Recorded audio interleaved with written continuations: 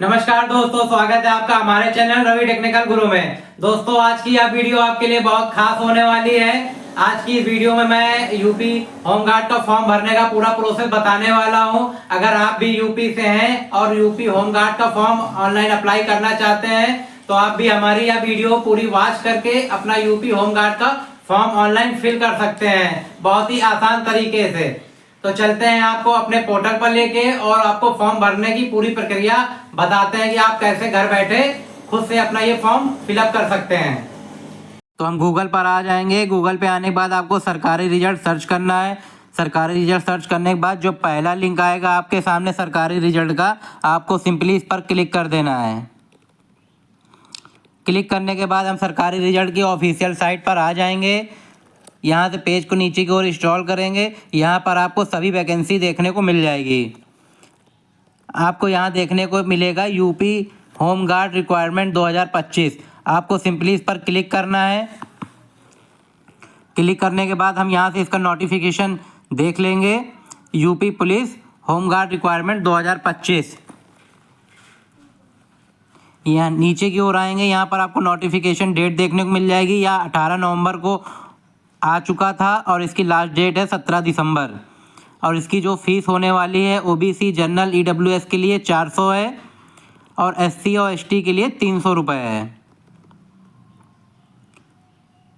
Total vacancy की बात करें तो 41,424 है और इसकी जो एज लिमिट होने वाली है वह 18 से 30 ईयर्स।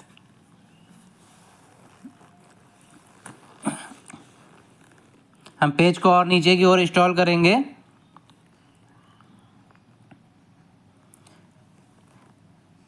नीचे की ओर आने के बाद आप देख सकते हैं आपकी क्या सैलरी पैकेज होने वाला है। ये सभी चीज़ें आप इस फॉर्म में चेक कर सकते हैं। आपकी फिजिकल एलिजिबिलिटी क्या है ये देख सकते हैं आप। हाइट, चेस्ट क्या क्या मांगी गई है फीमेल एंड मेल के लिए, दोनों चीज़ें आपको यहाँ देखने को मिल जाएगी। आपको सारी चीज़ें अच्छे से देख लेना है, उसके बाद ही फॉर्म को अप्लाई करना है कि आप उसके लिए एलिजिबल हैं या नहीं। इसके बाद नीचे की ओर और आना है आपको। यहाँ आपको देखने को मिल जाएगा यूपी होमगार्ड के लिए जो एग्ज़ाम पैटर्न होने वाला है। टोटल क्वेश्चन 150 के आने वाले हैं और मार्क की बात करें 300, यानी एक क्वेश्चन आपके 2 नंबर के होने वाले हैं।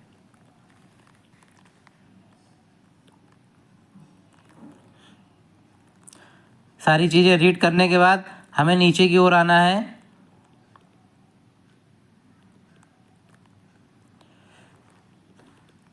और यहाँ देख सकते हैं कुछ इम्पोर्टेंट लिंक्स दिया हुआ है फॉर्म अप्लाई करने के लिए।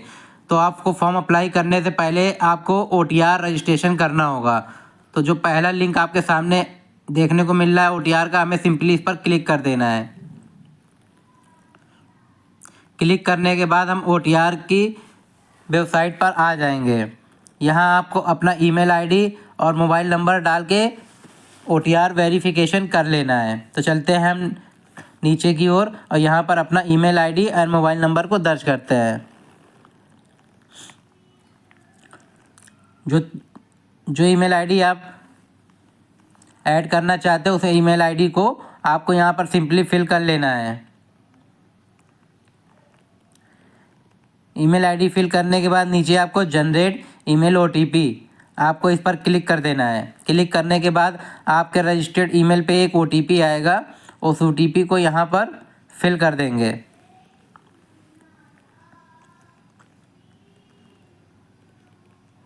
हमारा OTP आ चुका है तो हम OTP डाल देंगे।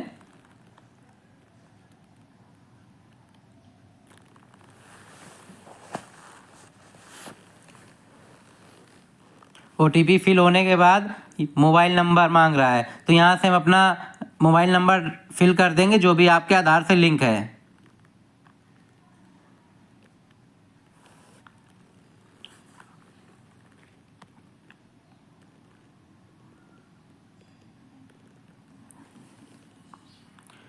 मोबाइल नंबर फिल होने के बाद नीचे जनरेट मोबाइल OTP पर क्लिक करना होगा। इसके बाद आपके रजिस्टर्ड नंबर पे एक OTP जाएगा, उस OTP को आपको यहाँ दर्ज कर देना है। हमारा OTP आ चुका है, हम OTP दर्ज कर लेंगे और नीचे की ओर वेरीफाई एंड प्रोसीड आपको सिंपली इस पर क्लिक कर देना है।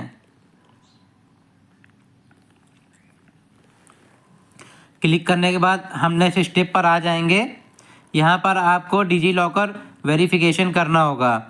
अगर आपने डिजी लॉकर पे पहले से अकाउंट बना रखा है तो वेरीफाई थ्रू डिजी लॉकर पे क्लिक करना है। अगर अभी तक आपने कभी भी डिजी लॉकर पे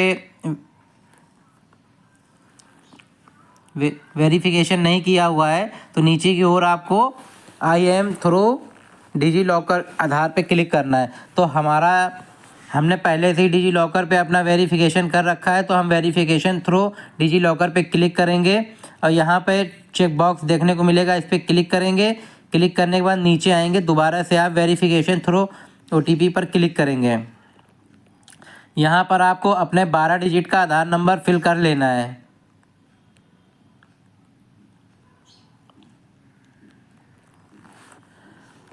फिल करने के बाद नीचे आपको कैप्चर कोड देखने को मिल रहा है तो हमें यहाँ पर कैप्चर कोड फिल कर लेना है, सेम टू सेम जैसे आपको बॉक्स में देखने को मिल रहा है। इसके बाद नीचे नेक्स्ट पर क्लिक कर देंगे। नेक्स्ट पे क्लिक करते ही आपके आधार से रजिस्टर्ड नंबर पे एक OTP जाएगा, उस OTP को आपको यहाँ दर्ज कर देना है। OTP दर्ज करने के बाद कंटिन्यू पे आप जैसे ही क्लिक करेंगे तो यहाँ आपसे 6 डिजिट का पिन मांग रहा है जो आपने डिजी लॉकर बनाते समय डाल रखा था। अगर आप पिन भूल गए हैं तो इसको आप फॉरगेट भी कर सकते हैं। तो नीचे फॉरगेट वाले ऑप्शन पे आप जैसे ही क्लिक करेंगे तो यहाँ आपसे आपकी डेट ऑफ बर्थ मांगेगा, तो यहाँ पर आपको अपनी DOB डाल देना है। DOB फिल करने के बाद नीचे आपको जैसे ही कंटिन्यू वाले ऑप्शन पर आप क्लिक करेंगे तो आप यहाँ पर नया पिन फिल कर सकते हैं या बना सकते हैं। नया पिन बनाने के बाद हम कंटिन्यू वाले ऑप्शन पर क्लिक करेंगे। हम डिजी लॉकर पे लॉगिन हो जाएंगे। यहाँ पर आपको अपना आधार वेरिफिकेशन करना होगा तो हम व्यू पे क्लिक करेंगे। यहाँ आधार कार्ड नंबर देखने को मिलेगा, आपको इस पर टिक कर देना है। टिक करने के बाद नीचे की ओर आना है। यहाँ पर अलाउ पे जैसे ही क्लिक करेंगे तो आपकी आधार की जो भी डिटेल है वो ऑटो मोड पे फैच हो जाएगी। तो हम कंटिन्यू पे जैसे ही क्लिक करेंगे तो हम कंटिन्यू पे क्लिक करने के बाद हम अगले स्टेप पर आ जाएंगे। यहाँ पर आप देख सकते हैं आपकी आधार की पूरी डिटेल ऑटो मोड पे फैच हो गई है, जिसमें आपका नाम, आपका आधार नंबर, आपका जन्म तिथि और आपका जेंडर, सारी चीज़ें ऑटो मोड पे आ गई है। नीचे आपको आपके फादर का नाम फिल कर देना है। फादर का नाम फिल करने के बाद आपके राइट हैंड पे आपको हाई स्कूल की डिटेल फिल करनी है। यहाँ आपको हाई स्कूल के अकॉर्डिंग जो आपका नाम है वो पूरा नाम आपको यहाँ फिल कर देना है। नाम फिल करने के बाद नीचे की ओर आना है। यहाँ पर आपको जन्म तिथि फिल कर देना है। जन्म तिथि फिल करने के बाद नीचे आपको जेंडर सेलेक्ट करना है। जेंडर सेलेक्ट करने के बाद नीचे आपको आपका पिता का नाम री एंटर कर देना है।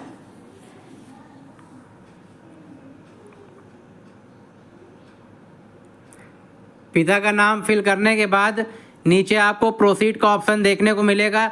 हम सिंपली इस पर प्रोसीड कर देंगे।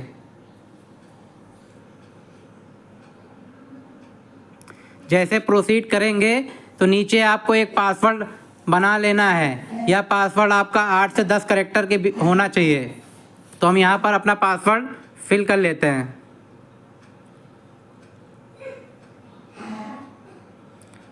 आप देख सकते हैं पासवर्ड आपको कैसे बनाना है।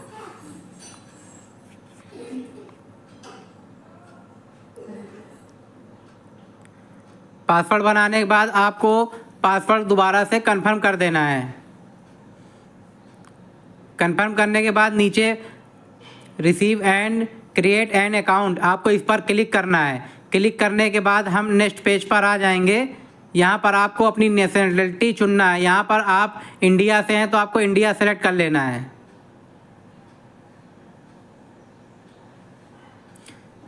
सेलेक्ट करने के बाद हमें नीचे की ओर आना है। आपको पूरी डिटेल एक बार अच्छे से चेक कर लेना है। चेक करने के बाद नीचे की ओर आना है और दोबारा से आपको preview and create an account पर क्लिक करना है। क्लिक करने के बाद हमारा यहाँ पर आपको ये डिटेल अच्छे से चेक कर लेना है। हमारा OTR प्रोसेस कंप्लीट हो चुका है। हम यहाँ से क्रिएट एन अकाउंट पर क्लिक करेंगे। क्लिक करने के बाद हम नेक्स्ट स्टेप पर आ जाएंगे। यहाँ पर आपको होम गार्ड 2025 का फॉर्म भरने के लिए यहाँ पर ID पर लॉगिन करना होगा। यहाँ पर 3 ऑप्शन है लॉगिन करने के लिए, login with account, login with Aadhaar ID और लॉगिन विथ डिजी लॉकर। तो हम लॉगिन विथ आधार पर क्लिक करेंगे। इसके बाद हमें यहाँ पर अपना मोबाइल नंबर दर्ज कर देना है जो भी OTR में आपने रजिस्टर्ड किया है। मोबाइल नंबर फिल करने के बाद नीचे आपको चेक बॉक्स पर क्लिक करना है। इसके बाद हम जनरेट OTP पर क्लिक कर देंगे। हमारे रजिस्टर्ड नंबर पर एक OTP भेजा गया है, वह OTP को हम यहाँ पर दर्ज कर देंगे। OTP दर्ज करने के बाद नीचे आपको सिंपली लॉगिन वाले ऑप्शन पर क्लिक कर देना है। क्लिक करने के बाद आप देख सकते हैं हम अगले पेज पर आ चुके हैं। इसके बाद आपको पेज को नीचे की ओर इंस्टॉल करना है। इंस्टॉल करने के बाद नीचे आपको ऑनलाइन एप्लीकेशन का ऑप्शन देखने को मिलेगा। आपको सिंपली इस पर क्लिक कर देना है। ऑनलाइन एप्लीकेशन पे क्लिक करने के बाद हमारे सामने ऑप्शन देखने को मिलेगा उत्तर प्रदेश होम गार्ड पदों की रिक्वायरमेंट। इस पर आपको क्लिक कर देना है। क्लिक करने के बाद हमारे सामने फॉर्म ओपन हो चुका है। यह फॉर्म आपका 5 स्टेप में कंप्लीट होने वाला है। तो चलते हैं, हम वीडियो में आगे बढ़ते हैं। यहाँ पर आपको अपनी माता का नाम फिल कर देना है अपने हाई स्कूल की मार्कशीट के अकॉर्डिंग। माता का नाम फिल करने के बाद नीचे आपसे पूछ रहा है आप मैरिड हैं या अनमैरिड, तो आपको अपने अकॉर्डिंग यहाँ पर ऑप्शन सेलेक्ट कर लेना है। इसके बाद नीचे की ओर आना है। यहाँ मूल निवास का विवरण, यहाँ पर आपको मूल निवास का विवरण देना है। क्या आप उत्तर प्रदेश से रहने वाले हैं? तो अगर हैं तो यस करिए, वरना आप नो करिए। यहाँ पर आपको मूल निवास प्रमाण पत्र का पूरी डिटेल फिल करनी होगी। अगर आपके पास निवास प्रमाण पत्र है तो उसमें ये सारी चीज़ें आपको देखने को मिल जाएगी। आप मूल निवास कहाँ के निवासी हैं आपको यहाँ पर सेलेक्ट कर लेना है, अपने डिस्ट्रिक्ट का नाम। तो हम यहाँ डिस्ट्रिक्ट का नाम सेलेक्ट कर लेंगे। डिस्ट्रिक्ट का नाम सेलेक्ट करने के बाद आपसे उत्तर प्रदेश में जो भी आप निवास प्रमाण पत्र बनवाते हैं उसको कौन वेरीफाई करता है, तो तहसीलदार। तो यहाँ हम तहसीलदार सेलेक्ट कर लेंगे। इसके बाद आपने जो निवास प्रमाण पत्र बनवाया वो कौन सी डेट में बना हुआ है, उस डेट को यहाँ पर मेंशन कर देना है।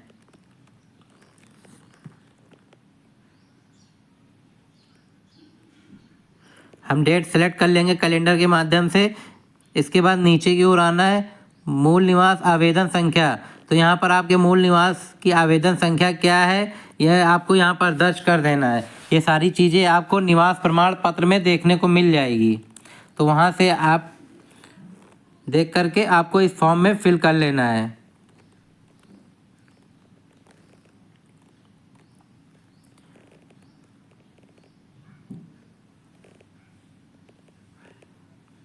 प्रमाण पत्र आवेदन संख्या डालने के बाद यहाँ पर प्रमाण पत्र संख्या आपको फिल करना है। तो हम कर देंगे। फिल करने के बाद नीचे की ओर आना है, श्रेणी विवरण। तो यहाँ पर आप जर्नल से हैं, OBC से हैं, SC हैं या ST हैं, आपको अपनी कैटेगरी को यहाँ पर सेलेक्ट कर लेना है। सेलेक्ट करने के बाद आई अंडरस्टैंड पर क्लिक करना है। इसके बाद यहाँ पर आपकी जाति प्रमाण पत्र का विवरण आपको देना होगा।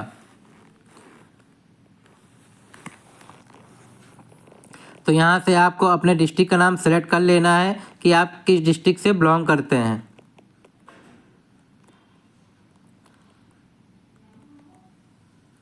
डिस्ट्रिक्ट का नाम सेलेक्ट करने के बाद आपको यहाँ पर जाति प्रमाण पत्र आपके तहसील से कौन अप्रूव करता है, आपको यहाँ पर सेलेक्ट कर लेना है, SDM SDM। तो यहाँ तहसीलदार सेलेक्ट करना है आपको, क्योंकि तहसीलदार ही जाति प्रमाण पत्र या आय प्रमाण पत्र को वेरीफाई करता है। इसके बाद आपके जाति प्रमाण पत्र किस डेट में बना हुआ है उस डेट को यहाँ पर सेलेक्ट कर लेना है कैलेंडर के माध्यम से।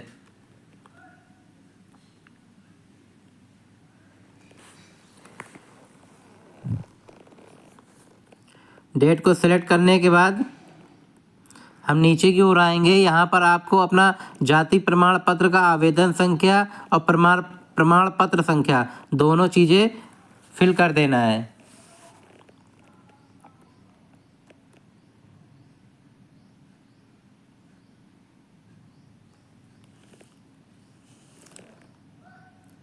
तो हम जाति प्रमाण पत्र के अनुसार सारी चीज़ें फिल कर लेंगे। फिल करने के बाद नीचे की ओर आ जाना है आपको। नीचे की ओर आना है आपको। पत्र विवरण, आप कहाँ पर निवास करते हैं, आपको अपना एड्रेस यहाँ पर फिल कर देना है। सबसे पहले आपको यहाँ पर अपना स्टेट सेलेक्ट करना है। स्टेट सेलेक्ट करने के बाद आपको अपने डिस्ट्रिक्ट का नाम सेलेक्ट कर लेना है। तो हम यहाँ उत्तर प्रदेश सेलेक्ट कर लेंगे। इसके बाद यहाँ पर हमें अपने डिस्ट्रिक्ट का नाम को सिलेक्ट कर लेना है। डिस्ट्रिक्ट का नाम सेलेक्ट करने के बाद आपको पता जो आपके आधार कार्ड में है, प्रेजेंट टाइम में आप जहाँ भी रहते हैं उस एड्रेस को यहाँ पर फिल कर देना है।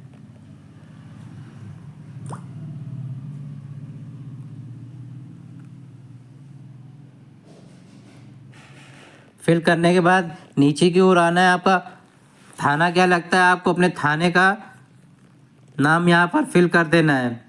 फिर यहाँ पर आपको अपने एरिया का पिन कोड फिल करना है। पिन कोड फिल करने के बाद सेकंड है आपका स्थायी पता। अगर आपका स्थायी पता और पत्राचार का पता सेम है तो आप यहाँ पर दोनों जगह एक ही पता को डाल सकते हैं। तो हम चलिए स्थायी पता में भी अपना पते को फिल कर लेते हैं।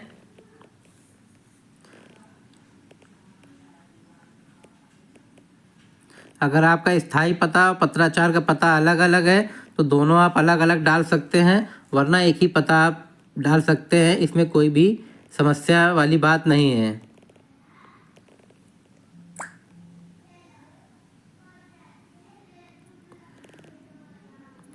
इसके बाद नीचे की ओर आना है। यहाँ पर आपको अगेन आपको अपने थाने का नाम डाल देना है, पुलिस स्टेशन जो भी लगता है आपका, और पिन कोड फिल कर देना है। सारी डिटेल फिल होने के बाद नीचे आपको डिटेल को सेव कर देना है।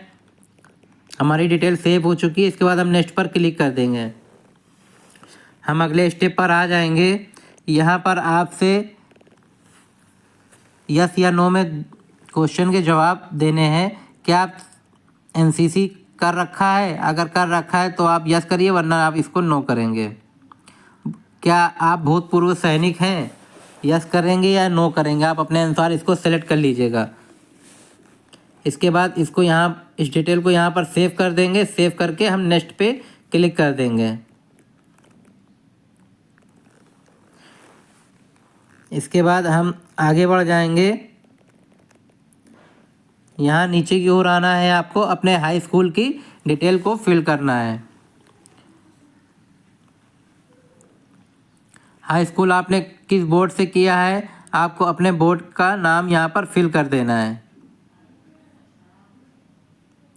अगर उत्तर यूपी बोर्ड से हैं तो यूपी बोर्ड सेलेक्ट करेंगे, अगर सीबीएसई बोर्ड से हैं तो सीबीएसई सेलेक्ट करेंगे। बोर्ड का नाम सेलेक्ट करने के बाद आपको यहाँ पर पासिंग मंथ दे, आपका रिजल्ट कब डिक्लाइन हुआ था या डेट आपको अपने मार्कशीट में देखने को मिल जाएगी। उस डेट को यहाँ पर आप फिल कर देंगे।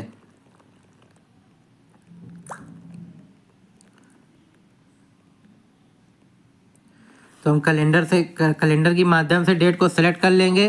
डेट सेलेक्ट करने के बाद आपका रोल नंबर, आपके हाई स्कूल में रोल नंबर क्या है, यहाँ पर आपको अपना रोल नंबर दर्ज कर देना है।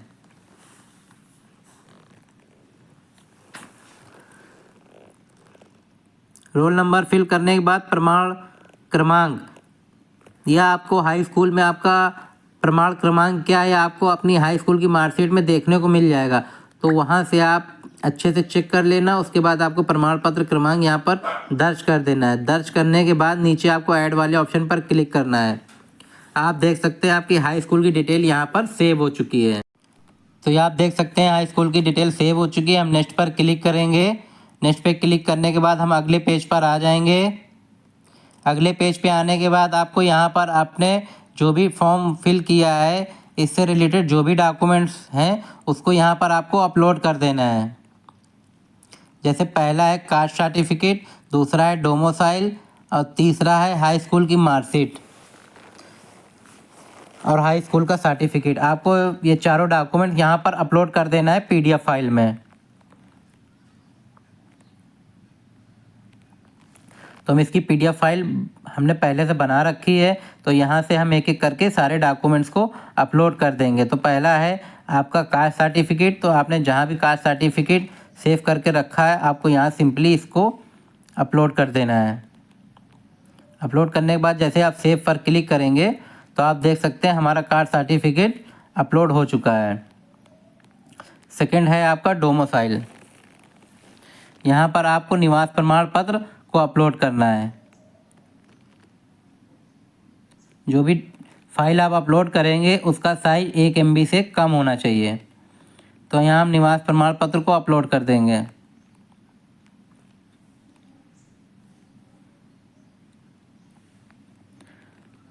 तो हमारा निवास प्रमाण पत्र भी यहाँ अपलोड हो चुका है।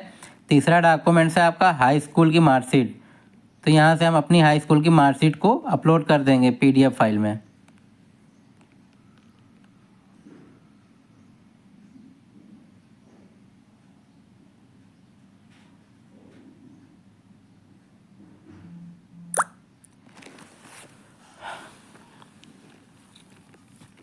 चौथे नंबर पे है आपका हाई स्कूल का मार्कशीट। तो यहाँ भी आपको अपने हाई स्कूल की मार्कशीट अपलोड कर देना है दोबारा से।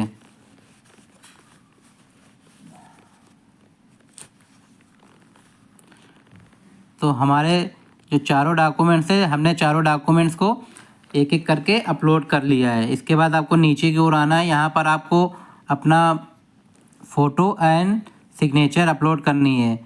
फ़ोटो का जो साइज़ होता है, फ़ोटो आपको लाइव अपलोड करना है। जो सिग्नेचर का साइज़ है वो 5 से 20 KB के बीच का होना चाहिए। तो हम सबसे पहले लाइव फ़ोटो कैप्चर कर लेंगे। तो आप देख सकते हैं हमारी फ़ोटो यहाँ पर आ चुकी है। मैंने लाइव कैप्चर कर रखा है फ़ोटो को। इसके बाद आपको नीचे की ओर आना है, सिग्नेचर। तो आप देख सकते हैं मैंने सिग्नेचर भी अपलोड कर लिया है। हमारे सभी डॉक्यूमेंट्स अपलोड हो चुके हैं। इसके बाद हम सिंपली नीचे की ओर आएंगे।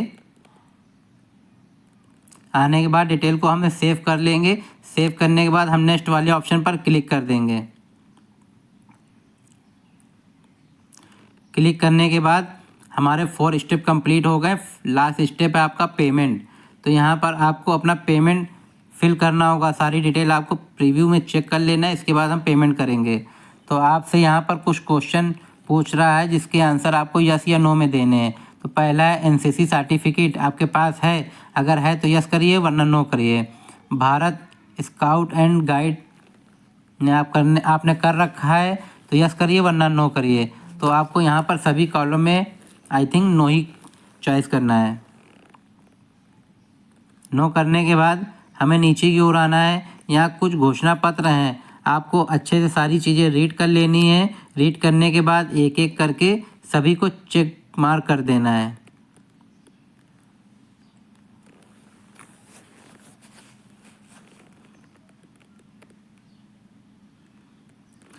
तो हम सभी को एक एक करके टिक मार्क कर देंगे।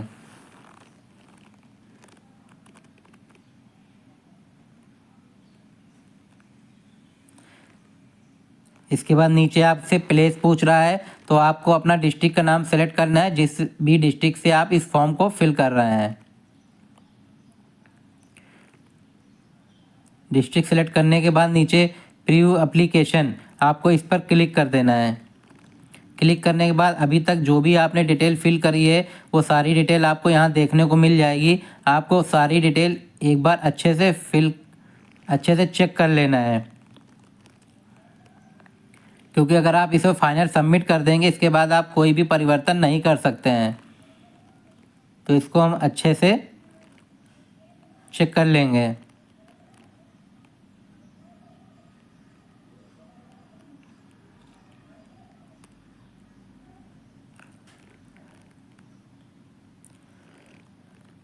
अगर आपको लगता है कि आपने फॉर्म भरते समय कोई मिस्टेक कर दिया है तो इसको नीचे आप संशोधन भी कर सकते हैं।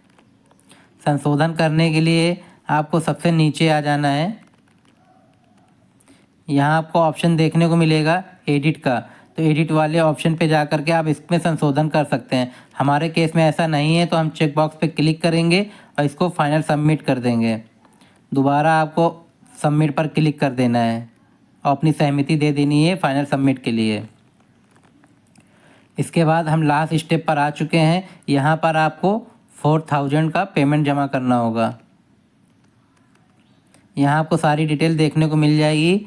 नीचे आपको पे नाउ पर जैसे आप क्लिक करेंगे तो आप SBI के पेमेंट गेटवे पर आ जाएंगे, जहाँ पर आपको मल्टीपल पेमेंट करने का ऑप्शन देखने को मिल जाएगा। तो हम आगे बढ़े पे जैसे क्लिक करेंगे तो यहाँ पर SBI के पेमेंट गेटवे पर हम आ जाएंगे, जहाँ पर आप मल्टीपल तरीके से पेमेंट कर सकते हैं। Debit card, credit card, net banking, और अगर आप UPI चलाते हैं तो UPI के माध्यम से भी पेमेंट कर सकते हैं। तो हम UPI वाले पे जैसे ही क्लिक करेंगे, क्लिक करने के बाद यहाँ पर 2 ऑप्शन आपको देखने को मिल जाएगा। पहला है UPI ID, दूसरा है QR कोड। तो QR कोड पे हम जैसे ही क्लिक करेंगे और पे नाउ पर क्लिक कर देंगे तो यहाँ पर आपको एक बार कोड देखने को मिल जाएगा। तो इस बार कोड को आप अपने मोबाइल से स्कैन कर लेंगे, फ़ोनपे, गूगल पे या जो भी आप UPI ऐप चलाते हैं उससे आपको इस बार कोड को स्कैन करना है और पेमेंट को कर देना है।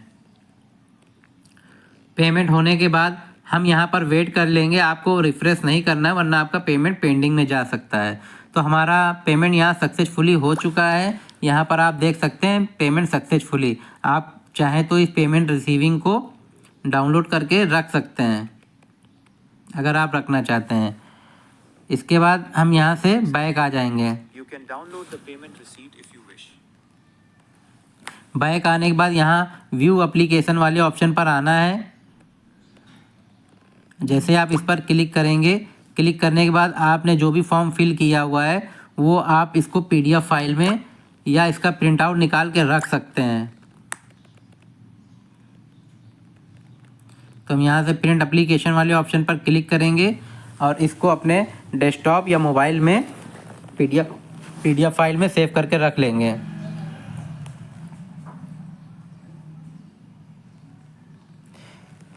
तो हमने फॉर्म फिल करने का पूरा प्रोसेस बता दिया है। अगर किसी भी तरीके की आपको समस्या आती है तो आप कमेंट बॉक्स में हमें बता सकते हैं।